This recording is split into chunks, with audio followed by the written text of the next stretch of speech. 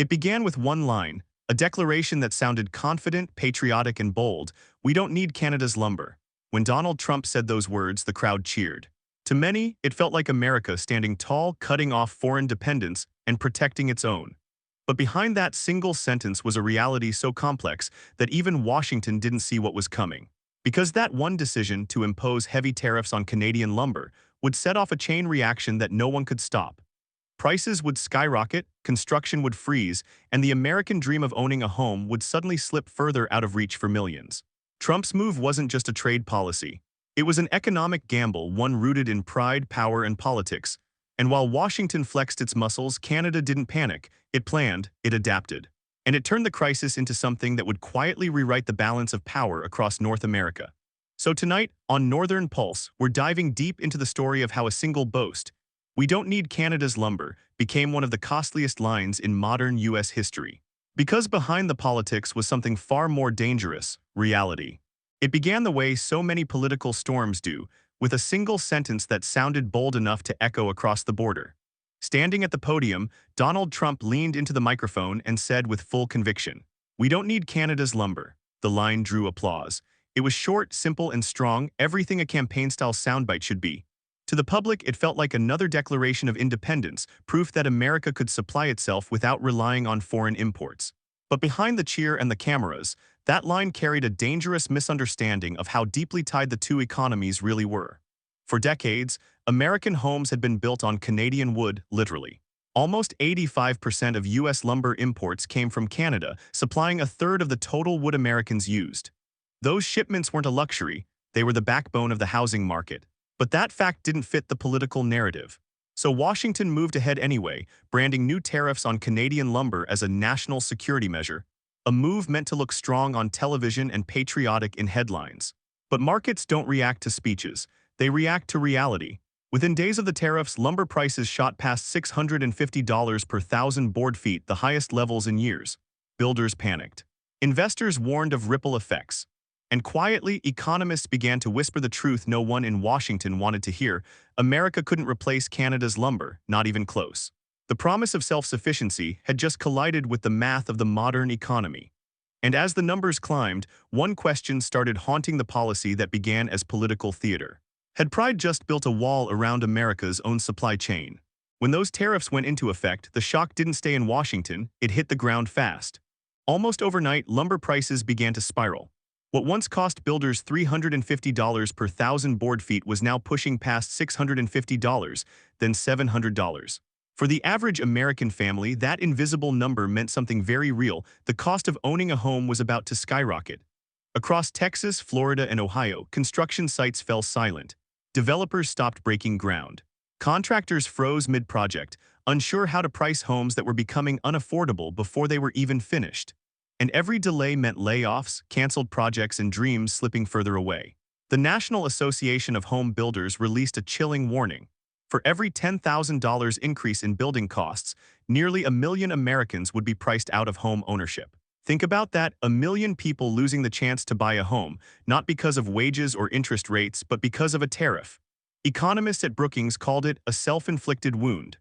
What was sold as protection for American jobs had become a hidden tax on the middle class. Homebuyers couldn't keep up, and builders couldn't stay afloat. The lumber shortage began bleeding into every corner of the economy: furniture, renovations, infrastructure. Everything that needed wood now needed more money. For many families, the American dream had quietly been turned into an invoice. And while Washington doubled down on economic independence, the data told a harsher story: independence was getting expensive. But just north of the border, something very different was happening. Canada wasn't panicking, it was planning. And as America struggled to fix its self-made crisis, Ottawa was about to play the smartest hand it had ever dealt. While Washington shouted, Ottawa stayed silent. No threats, no retaliation, no political grandstanding, just quiet strategy. Because while the U.S. was trying to look powerful, Canada was preparing to be powerful. Prime Minister Mark Carney didn't take Trump's tariffs as an insult. He saw them as an opportunity, a rare chance to rewire Canada's economy from dependency to dominance. Within weeks, Carney unveiled a $500 million relief package to help softwood producers redirect exports beyond the United States. Then came another $1.2 billion in financial shields to modernize mills, fund green innovation, and protect jobs in British Columbia and Alberta. And the message was subtle but clear.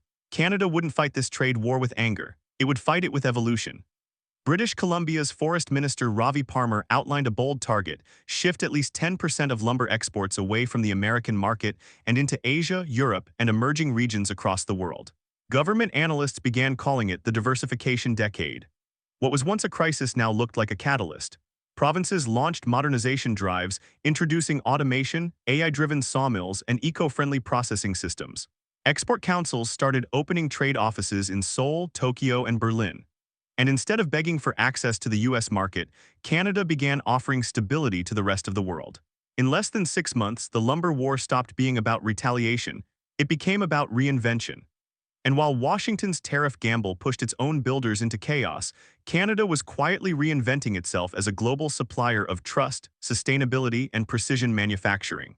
The US had declared a trade war, but Canada had just declared independence. By the time Washington realized what was happening, it was already too late. Canada had moved on. What began as a defensive maneuver had turned into a full-scale global expansion. In early 2024, Canadian lumber shipments began flowing east, not south. Japan, South Korea, and Vietnam all signed new import deals, praising Canada's consistency and environmental standards. Japan alone increased its lumber imports by 26%, calling Canada a pillar of reliability in an unstable world. Europe followed next. Trade envoys from Ottawa struck agreements with Germany, the Netherlands, and the UK, positioning Canadian wood as a sustainable alternative to high-emission construction materials. It wasn't just about selling lumber anymore, it was about branding it as green steel. And it worked.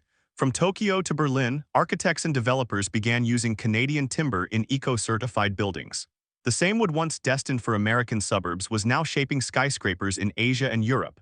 Back home, Canada's ports buzzed with new life. The government poured millions into expanding facilities at Vancouver and Prince Rupert, building new container terminals to handle the surge in global trade. Each shipment leaving Canadian shores wasn't just cargo, it was a statement. We've outgrown the dependency. While U.S. headlines focused on shortages and price spikes, Canadian exports were setting records. What had started as a retaliation-free response had quietly turned into a masterclass in adaptation. For the first time in decades, Canada wasn't chasing markets, the markets were chasing Canada. And as one American economist admitted off-record, they didn't just beat us at trade, they rewrote the rules. But this global success was only the beginning. Because while Canada was building bridges, America's economy was starting to break apart. Across the border, reality was hitting like a sledgehammer. What was once sold as an America First policy had turned into an everyday economic nightmare. U.S. sawmills, already stretched thin, were running at nearly 95% capacity, the highest in decades. Yet even with every machine spinning and every shift working overtime, the country still faced a shortfall of over 3 billion board feet of lumber each year. There simply wasn't enough wood, labor, or time to replace what used to come from Canada. Factories struggled with outdated equipment and staffing shortages. Timber reserves were limited, and investors were wary of committing billions to an industry built on uncertainty. Even with subsidies, American mills couldn't compete with Canada's efficiency or scale. By 2025, prices had surged past $765 per thousand board feet. The average home now cost more than $10,000 extra with no improvement in quality or design. Builders called it death by price increases. Families described it as the dream slipping away. The irony was undeniable. A policy meant to protect American workers had ended up punishing American families. Construction companies delayed projects, small developers went bankrupt, and thousands of carpenters, framers, and roofers found themselves without steady work. The revival of U.S. lumber production that Washington promised never arrived. Instead, the tariffs built barriers that trapped the very industries they were supposed to save. As one analyst from Brookings put it bluntly, the tariffs didn't protect jobs, they protected chaos. And while America scrambled to fix the damage, Canada was already cashing in, investing profits, expanding reach, and reshaping its identity as a global supplier of sustainable wood. The U.S. had tried to build a wall around its economy, but all it built was a trap. While America wrestled with rising costs and broken promises, Canada was quietly winning the game it never meant to play. The tariffs that were supposed to cripple its lumber industry had instead ignited a transformation. Canadian giants like West Fraser, Canfor, and Interfor turned crisis into opportunity, pouring record profits into modernization, automation, and global expansion. Ottawa framed the new vision in one powerful phrase. Lumber is the green steel of the future. And the world listened. By mid-Minus 2025, Canadian lumber wasn't just being exported, it was being celebrated. European developers praised it as the clean alternative to concrete. Asian markets hailed it as a symbol of sustainable construction. And investors began pouring billions into green wood startups across British Columbia and Alberta. For Canada, this wasn't survival, it was rebirth. Sawmills that once relied on the US were now producing engineered timber, furniture-grade lumber, and prefabricated wood panels for projects across Europe and Asia. The profits told the story. With US prices surging, Canada's export revenues hit record highs. And instead of fighting a trade war, it reinvested those earnings into technology, research, and environmental innovation. Every plank of Canadian wood that left port carried more than value, it carried validation. Proof that patience, strategy, and long-term vision could turn a foreign policy attack into an economic revolution. Meanwhile, American construction firms were trapped in a spiral of inflation and shortage, watching their northern neighbor turn adversity into advantage. The very tariffs designed to weaken Canada had instead strengthened it beyond recognition. Because while Washington played politics, Ottawa played the long game, and this time, strategy beat strength. By mid-Minus 2025, the truth could no longer be hidden behind speeches or slogans. America's lumber war had backfired. Across the country, half-finished homes stood like silent monuments to political pride.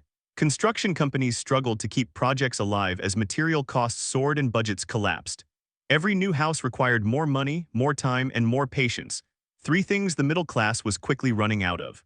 In states like Florida, Texas, and Ohio, developers reported delays lasting months. Infrastructure projects slowed to a crawl. Furniture makers, contractors, and small businesses all felt the pressure of what experts began calling tariff inflation.